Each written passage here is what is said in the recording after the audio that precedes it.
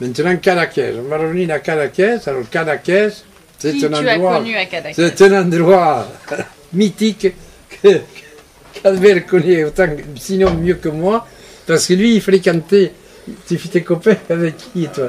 Une fille de la secrétaire de Dali? Non, qui posait pour Dali. Ah, qui posait pour Dali. Je connaissais bien aussi un jeune peintre allemand qui préparait les dessins de Dali, qui faisait les premières esquisses.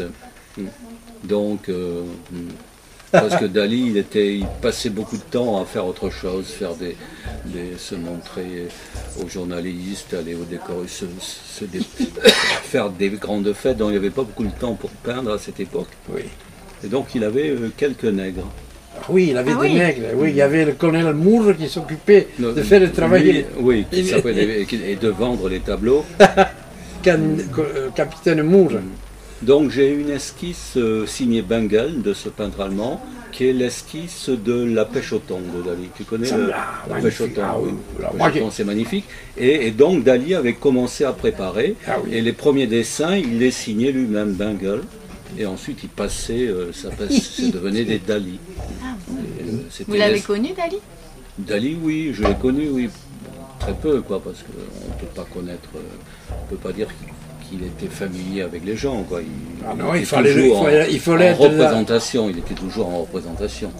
Il fallait être dans la filière où on nous rencontrait. Mais j'ai parfois discuté parce qu'il savait que j'étais scientifique, et donc il aimait mettre dans ses discours des mots incompréhensibles et scientifiques, et donc il m'en demandait de temps en temps, il me demandait quelques mots compliqués, scientifiques, ensuite il essayait de se ressortir dans ses discours. Et lesquels, par exemple? Oh, je sais pas, c'était mécanique quantique ou physique quantique, aléatoire, des trucs comme ça, quoi. Il suffisait que ce soit compliqué. Comme ça. Ou alors il pouvait te dire comment faut-il exprimer le subconscient au fond de la mer avec un scaphandrier. C'est incroyable. Parce qu'il était phénoménal. Pour faire parler de lui, je pense qu'il cherchait davantage à le faire parler de lui. Comme ça, des actions un peu extraordinaires, tu vois, par exemple, je vais raconter, parce que moi je suis allé 3 fois chez lui, je l'ai rencontré 3 fois. Alors raconte. Oui, non, et alors là, j'avais mademoiselle Lisney, je ne sais pas si tu te souviens de la famille Lisney, des Anglais, elle était un peu sa secrétaire à Dali à un moment donné. Et moi j'étais très copain avec la fille Lisney, et là, donc, j'ai pu passer et aller chez Dali et discuter avec Dali en catalan. Mais à Port-Ligat. Oui, à Port-Ligat, oui. Mais après, parfois aussi on s'est retrouvé avec Henri-François et avec Dali, avec les fameux McCormick, il y avait Guinness, les vieilles Guinness, les fils de richissimes. Oui, la bière, Guinness, McCormick, les tracteurs. McCormick, il fabrique des paquebots, tu vois un peu ce que c'est, la famille McCormick. Non, mais je pensais pas que c'était. Alors, c'était phénoménal. Bon, alors on discutait, bon là. Et en catalan, moi, à chaque fois que j'ai parlé avec Dali, c'était en catalan. Et par contre, il me racontait des choses. Je vais citer, j'ai quelques anecdotes alors, que je mettrai dans mon livre. Mais par exemple, à un moment donné, je lui dis, il voulait que j'organise, je suis allé voir le maire. On parlait avec Dali, c'était l'époque des mouches. Quand il faisait des mouches partout. C'était une époque où il foutait des mouches partout. Dans ses dessins. Il y avait des mouches partout, placardées partout. Alors, ça devenait un peu systématique. Oui, alors il m'a dit comme ça, j'ai dit, mais il y a tant de mouches que ça, moi, à Cadaqués. Il m'a dit non, hélas, il n'y en a pas beaucoup. Moi j'ai dit, mais vous savez, à Bagnoul, il y a une décharge publique, il y a des millions de mouches. C'est pas vrai, il m'a dit, c'est pas vrai. Et puis j'ai un ami qui a un piège pour les choper. Quand je lui ai dit ça, que j'avais un ami qui avait fabriqué un piège pour choper les mouches, il est devenu hilar, tu vois. Et alors, il me dit, mais il faut que j'aille à Bagnoul, il faut que je vienne à Bagnoul, mais organiser tu vois, la venue de... Tu aurais dû le faire venir. Mais je suis allé voir le maire, parce qu'il me dit, moi, il me l'a dit, arrange-moi ça, moi je viens à Bagnoul. Et alors je suis allé voir le maire. Le maire il m'a dit, mais tu es fou, tu vas faire venir aller à Bagnoul, comment on va faire? Il faut une carrosse. C'est qu'il s'était fait transporter de Célé à Perpignan en carrosse. Oui, non, il cherchait les événements spectaculaires dont les journalistes parleraient. Ah, mais bien sûr. Par exemple, quand j'étais à Cadaqués, il était allé voir une corrida à Figueres. Ah oui, tu y étais. J'étais, oui. Avec l'hélicoptère. Hein? Avec l'hélicoptère. Et donc, ce qu'il avait commandé, un hélicoptère qui avait pris le taureau mort et l'avait transporté dans la baie de Cadaqués, devant Portugal, devant sa maison, et l'avait laissé tomber dans la mer. Donc ça, c'était l'événement. Ah mais oui, mais non, mais il faisait ces choses incroyables. Attends. Alors, donc il voulait que j'organise une sortie à Bagnoul pour les mouches. Et ensuite, qu'est-ce qu'on a discuté? Alors, ah oui, un jour, il me dit comme ça. Je dis non, je dis, vous savez, à Bagnoul, il y a un de vos anciens, Pugnau, monsieur Pugnau. Ah oui, quand je dis Pugnau, il m'a dit, mais oui, il s'occupait de ma barque. Ah, Pugnau, il est gentil. Mais oui, mais je lui ai dit, mais attention, Pugnau, il ne veut plus revenir en Espagne, il était communiste, on va le fusiller. Mais non, je m'en occuperai. Il me disait, oh là là, Pugnau, il n'a jamais voulu revenir en Espagne. Et alors, il m'a mais Pugnau, il m'a raconté des anecdotes magnifiques que tu ne veux pas savoir. Tu t'en rappelles un peu? Ah ben oui, tu vas voir, il y en a 2 ou 3, elles sont splendides. Par exemple, allez alors. Pugnau, il me dit, parce que moi je l'ai bien connu, après, j'étais en train de peindre, de dessiner à la plage. Un jour, ce type-là, il te connaît moi, il me dit, ah, peintre, tu es pinteur, toi. Je dis, oui, un peu. Bon. Et alors, il me dit, mais moi, c'est moi qui m'occupais du bateau de Dali. C'est pas vrai, j'ai dit, bateau de Dali. Mais oui, alors, mais vous avez, je lui ai dit, mais tu l'as bien connu, alors si tu as occupé. Mais bien sûr. Alors, il me disait, je lui disais, mais qu'est-ce qu'il faisait qu'est-ce que vous faisiez avec le bateau? On ne me parle pas, il me dit. Par exemple, je vais t'expliquer. Quand des Américains venaient, soit qu'ils avaient commandé un tableau, soit qu'ils voulaient acheter un tableau, dès que les Américains arrivaient à Portugal, tout de suite, ils m'appelaient, ils me disaient, non, aquests Americans, els cal soignar, il faut qu'on les soigne, parce qu'ils vont commander un beau tableau, ils en achèteront un, ceci, il faut qu'on s'occupe d'eux. Alors, il me disait, Pugnau, tu vas organiser une paella, monstre, une paella, on va aller à, comment tu appelles, les plages là Cap Creus. Oui, Cap Creus, dans les petites criques qu'il y a. Il disait, on va, je m'oublie les noms de ce crique maintenant, au pied du Cap de Creus. Non, il y a la Cala Montjoy de l'autre côté oui, aussi. Mais alors on va organiser dans une crique une paella énorme. Il faut qu'on le fasse plaisir. Alors bon, Pugnau, il disait, bon, quand est-ce que...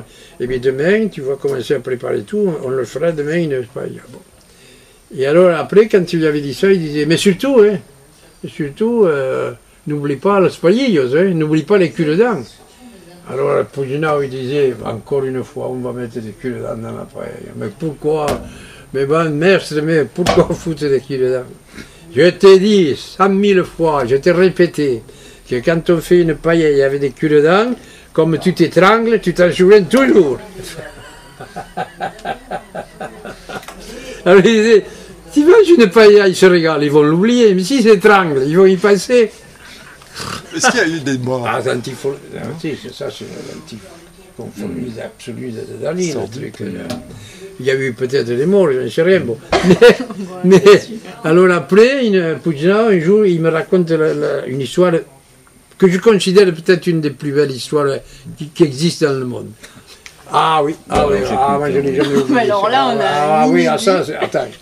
Et Pugnau, il me dit, un jour, il terminait un Christ en croix je crois que c'était un Christ pour le Vatican. Un Christ énorme, tu vois, comme il le faisait énorme, tu sais, les Christ. Une peinture. Oui, une peinture pour le Vatican. Ouais. Et il était en train de peindre ça, et il n'arrivait pas à le terminer. Et il m'appelle. Monte, viens voir. Viens voir mon tableau, tout ça. Et puis là, il monte voir le tableau, et qu'est-ce qu'il y a? Moi, je ne vais pas peindre ton tableau, non? Non, tu ne vas pas peindre mon tableau, mais tu vas peut-être me dire ce qui manque dans ce tableau. Alors, enfin, moi, je ne sais pas, qu'est-ce qui manque dans ce tableau, je ne vois pas ce qui manque dans ce tableau, tout ça. Mais il dit, regarde bien, le Christ, regarde, tout de même. Comment je fais pour lui faire le cœur? du Christ. Le cœur du Christ, il dit, moi, je ne sais pas comment on peut faire pour faire le cœur du Christ. Il m'a réfléchi, Pujnau.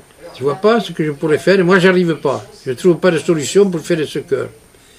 Mais il dit, Dali lui dit, à ton avis, Pujnau, qu'est-ce que c'est qui est meilleur que le cœur du Christ? Et Pujnau a fait cette réponse géniale que seul peut faire un communiste, un morceau de pain. Et Dali a peint une tranche de pain à la place du cœur. C'est magnifique comme histoire. Ah, elle est super, c'est une histoire, moi je la trouve, elle est incroyablement belle. Mais est-ce que c'est de là qu'est parti tous les Oui. histoires de pain? Ah non, les pains avant, non, non. Il y en avait. Les pains, c'était les grands pains qui faisaient promener, regarde le paquebot, les trucs, non. Il a fait beaucoup de toiles avec des pains, les pains mous, les trucs, non. Non, là c'est pas si vous voulez. L'autre lui a dit, Le cœur. et l'autre lui a dit, c'est un morceau de pain. Il a dit, tu es plus génial que moi. Et il a peint une tranche de pain sur le cœur. Elle est belle comme histoire, tu ne trouves pas? Ah, ouais, attends. Comparer Et le tableau, il se trouve où? Au Vatican, je crois. Au Vatican. Comparer le cœur du Christ à un morceau de pain, je trouve ça. Je vais regarder si dans mon livre sur Dali, je vois ce pain-là. Ah oui, oui, mais écoute, moi, bien, ce qu'il m'a raconté pour Si on l'avait en photo, on pourrait le mettre. Ah oui, non, non, mais ça... Si le livre reproduit cette peinture, je ne sais pas. Bien. Parce que, moi, il y a quelqu'un qui m'a dit, mais je ne sais pas ça, la version, qu'il aurait,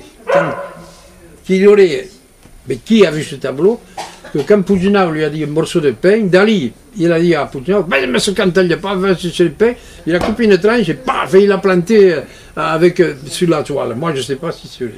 Ouais, ça, c'est les mythes aussi. Ah ben ouais. Alors, un petit mot sur Gala, vous l'avez rencontré?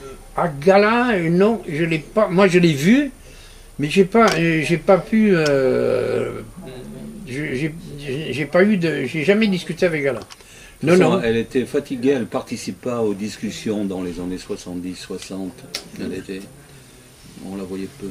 Elle avait 10 ans de plus déjà. Oui. Des anecdotes sur Dali. Elle a été malade ou...